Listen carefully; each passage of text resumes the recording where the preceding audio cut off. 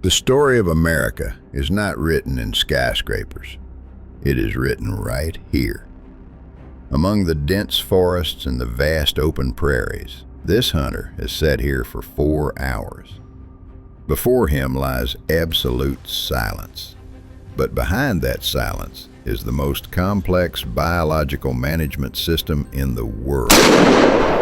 Today, T-Process invites you to step into the world of the white-tailed deer. This is not just a story about a gunshot. This is a story about law, ecological balance, and the sacred responsibility between man and Mother Nature. Yeah, that's just unbelievable. He's been fighting. That's some sort of fighting scar. Beautiful. Hit him right here, shot him just right in the... It's the same kind of genetics. It's been on this place a long time. Yeah.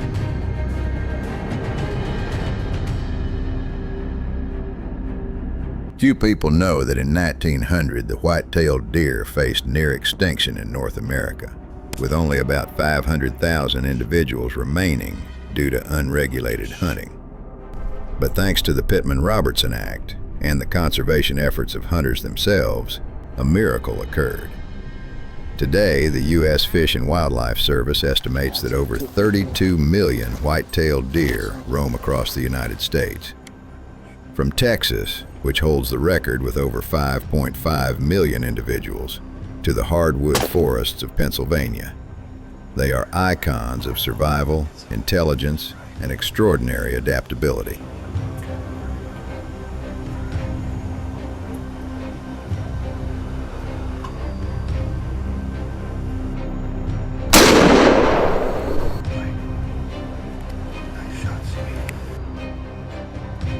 However, this recovery brings a new challenge. White-tailed deer are a keystone species, but without natural predators like wolves or cougars, their population explodes uncontrollably. Biologists indicate that when density exceeds 20 deer per square mile, the ecosystem begins to collapse. Forests cannot regenerate. Birds lose their habitats. That is why hunting is enshrined in the North American model of wildlife conservation. The hunter is not the enemy of the deer, but the most essential management tool to keep the population healthy.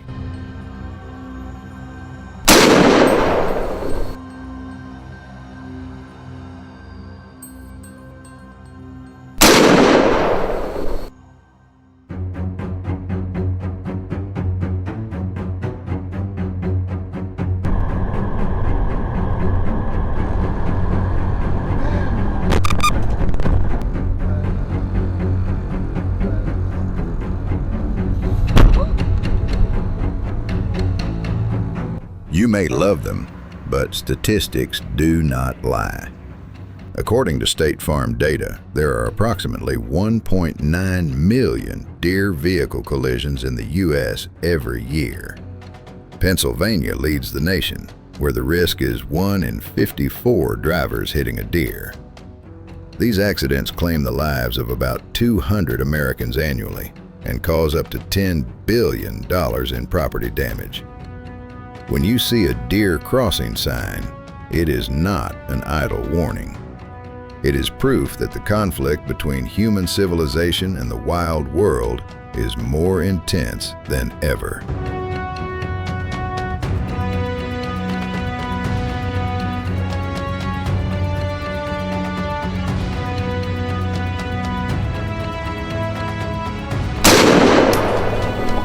To mitigate this tragedy, American law is strictly enforced, but scientifically grounded. The Department of Natural Resources in each state issues a specific number of hunting tags based on deer population data for each county. The season usually begins in September with archery and peaks in November with rifles. The golden rule is 1 tag, 1 deer. Anyone who pulls the trigger without a valid license or tag faces thousands of dollars in fines, gun confiscation, and even jail time. The rules are tough to ensure fairness.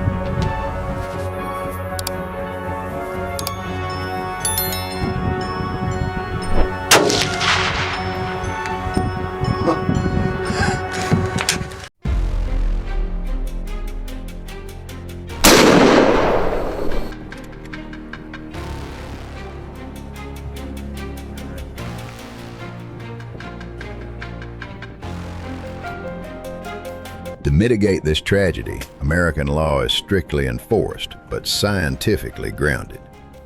The Department of Natural Resources in each state issues a specific number of hunting tags based on deer population data for each county. The season usually begins in September with archery and peaks in November with rifles. The golden rule is one tag, one deer. Anyone who pulls the trigger without a valid license or tag faces thousands of dollars in fines, gun confiscation, and even jail time. The rules are tough to ensure fairness.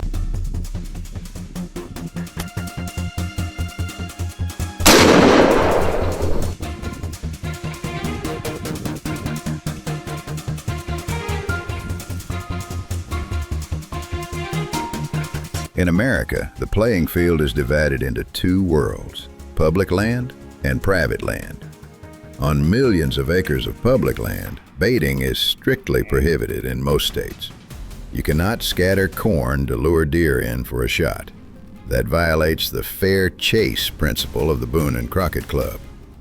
Furthermore, congregating deer at bait sites increases the risk of spreading chronic wasting disease, CWD, a zombie disease threatening deer herds across North America. The public land hunter must win by reading the wind and tracking signs, not by using a bag of corn.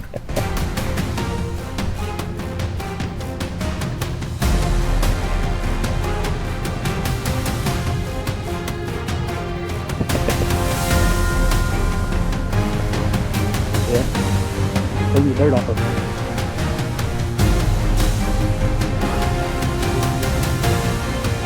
Nice buck, dude. Congratulations.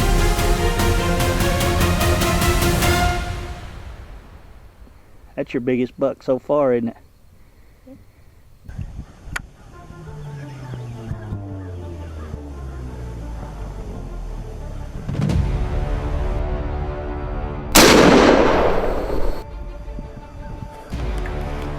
Regarding weapons, the choice depends on terrain and local laws.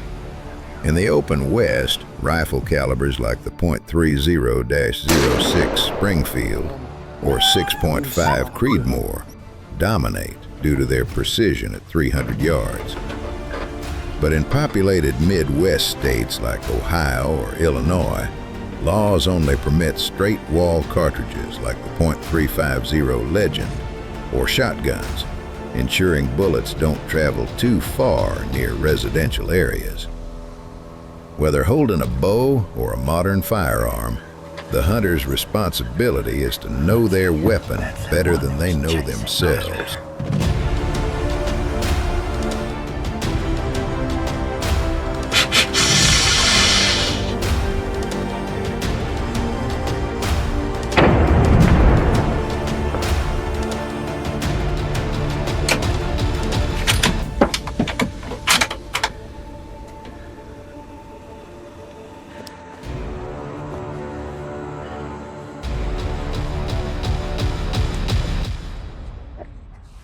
Think about it as a breaker box in your home. If you flip that switch with a bullet, you will turn out the lights immediately.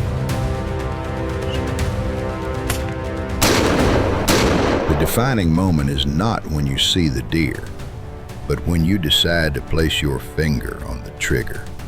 American hunters are thoroughly educated in anatomy.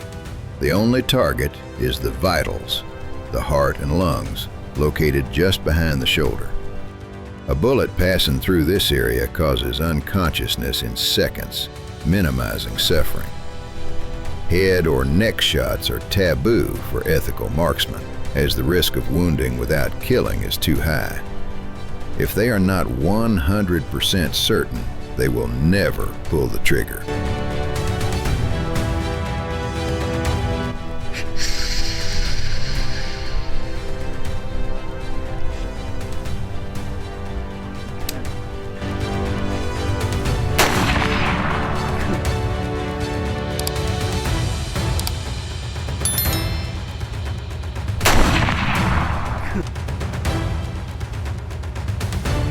Immediately after the shot, the real work begins. The rule is mandatory. The hunter must recover the game.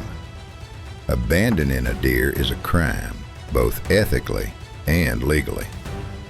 The law requires the tagging process to be done on the spot before moving the carcass even a single meter. Afterward, they must report or check in via phone or a station within 24 hours. Every harvested deer is recorded in national data, so biologists can adjust policies for the following year.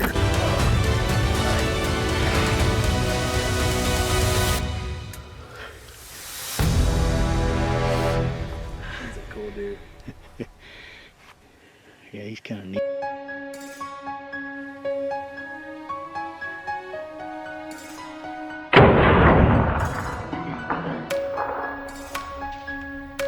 This is the most precious reward.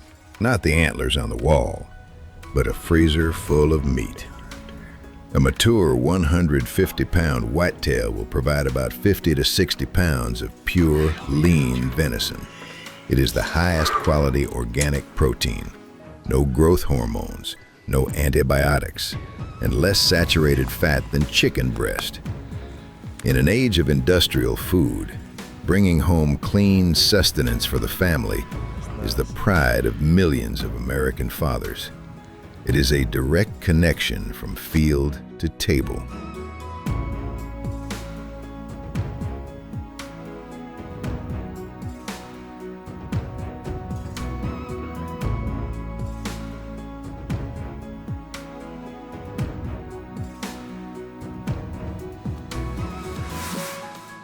But the greatest aspect of the American hunting community is sharing. Federal law prohibits the commercial sale of wild venison. You cannot buy it in a supermarket. Instead, programs like Hunters for the Hungry allow hunters to donate surplus meat to food banks. Each year, American hunters donate approximately 2.8 million pounds of venison, providing over 11 million free meals to the poor and homeless. Hunting, in the end, is an act of compassion.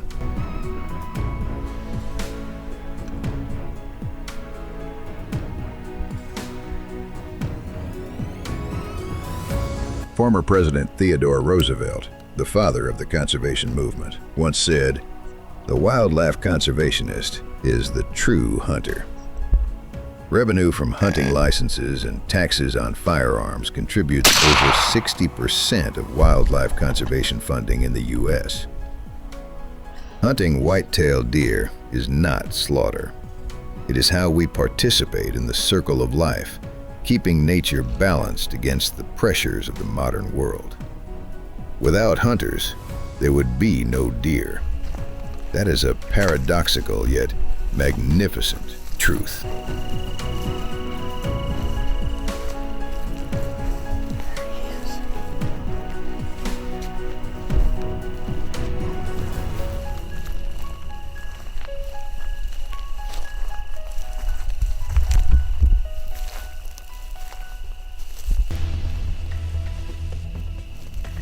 What about you? What do you see through the scope of your life? Cruelty or responsibility? Whether you are watching this from a big city or the quiet countryside, leave your thoughts in the comments below. We want to hear your perspective on American hunting culture. Don't forget to subscribe to T-Process to explore more secrets of the natural world with us. Goodbye, and see you in the next hunting season.